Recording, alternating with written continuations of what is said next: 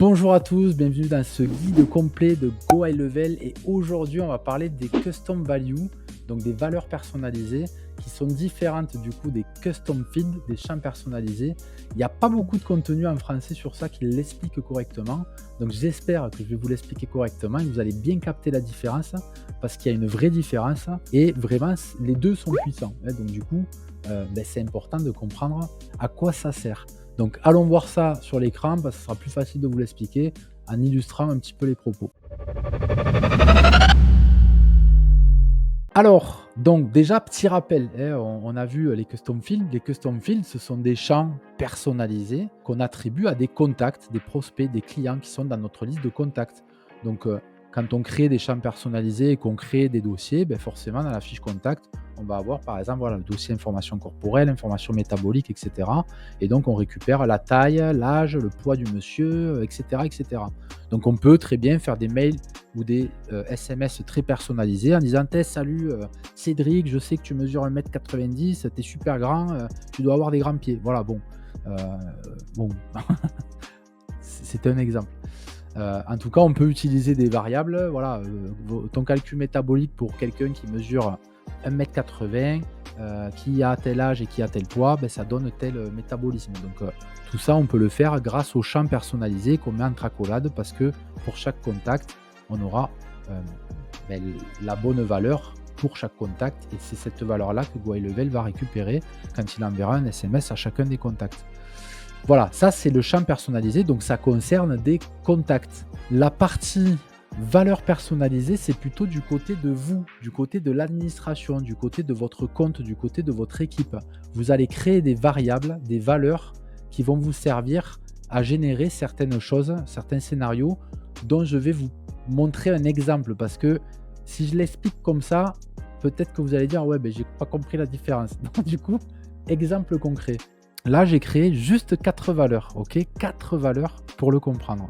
Une valeur qui s'appelle nom de l'animateur, une valeur qui s'appelle mois du challenge, une valeur qui s'appelle nom de l'organisateur, une valeur qui s'appelle nom du challenge. Voilà.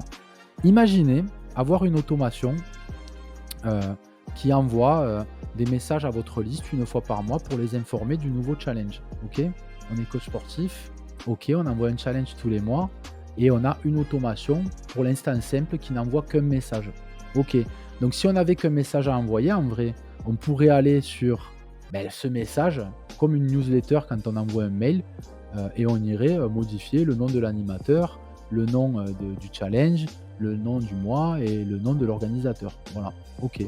Mais imaginez ça en plus gros, c'est-à-dire vous avez dans ce challenge le jour 1, le jour 2, le jour 3, le jour 4, le jour 5, 21 jours d'expérience qui sont envoyés ou autre chose, hein. Ça peut être un message chaque semaine qui est envoyé pour motiver, pour faire X choses. Bon, moi je graisse sur cet exemple de challenge.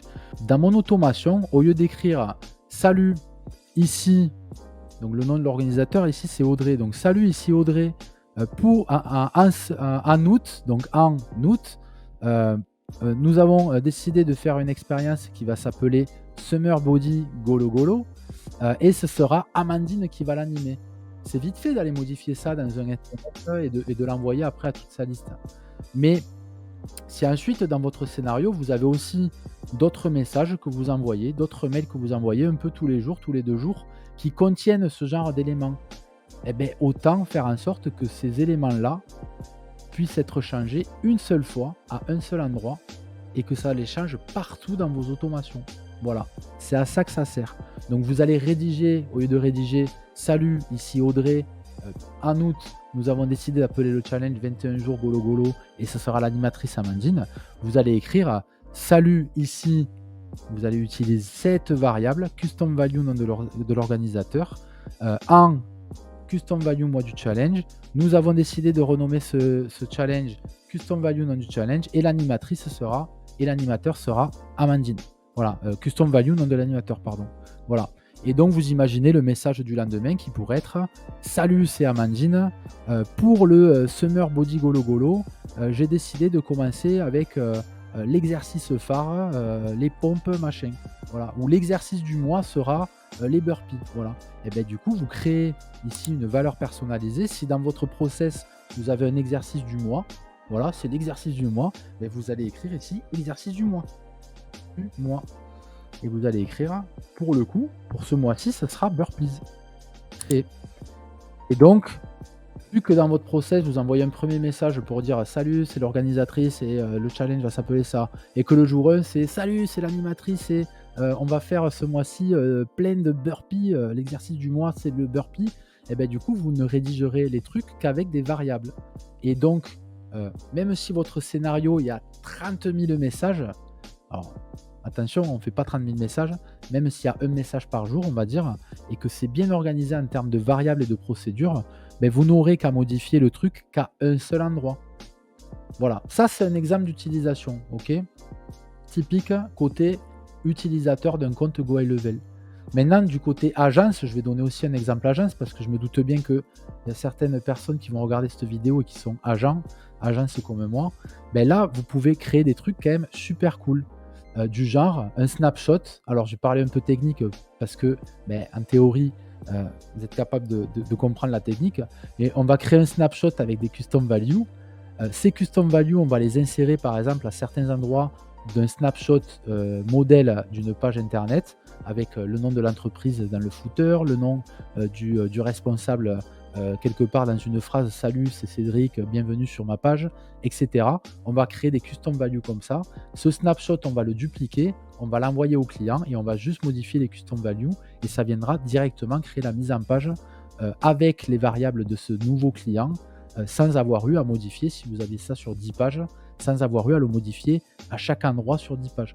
Donc c'est super cool, vraiment, c'est super cool. Voilà, donc j'espère qu'avec cet exemple, vous aurez compris à quoi servent les custom values. C'est un guide d'utilisation, donc là, je vous ai montré comment les créer, et ensuite comment les utiliser. C'est juste comme je vous l'ai expliqué, à la rigueur, tant qu'on y est, je vais vous faire une petite démonstration dans une automation. Et donc c'est un compte de démo, donc je vais aller mettre ça. Alors hop, même je vais mettre ça ici.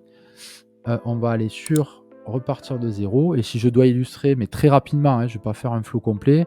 Voilà, on imagine que quelqu'un a rempli un formulaire soumis, voilà. Ensuite, on y envoie un SMS et il va s'inscrire au truc. Dans Custom Value, donc rappelez-vous, il y a les Custom Fields, ce sont des champs utilisateurs, et les Custom Value, ce sont des champs du côté admin, on va dire. Donc, si vous voulez dire salut Erwan ou Étienne, vous mettez contact first name. Voilà. La taille, le champ de taille, par exemple, on va le retrouver là dans les custom fields. Ici, la partie taille qui est quelque part. Voilà, ta taille. Voilà. Vous comprenez que ça, c'est des champs qui sont vraiment dédiés à l'utilisateur. Et donc, aujourd'hui, c'est Amandine qui va s'occuper de toi. C'est ce mois-ci. Et donc là, c'est là où on va aller chercher les custom value. Donc, on n'est pas dans contact custom field, on est dans custom value. Et donc là, je peux trouver nom de l'animatrice. Ce mois-ci, c'est Hop qui va s'occuper de toi.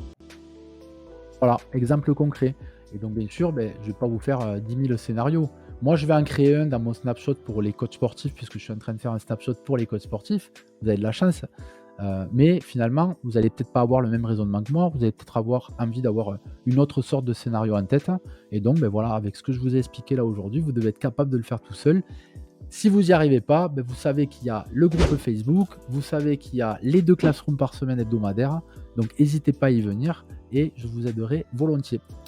Voilà, j'ai terminé. Donc, je vous souhaite une très bonne journée et je vous dis à très bientôt.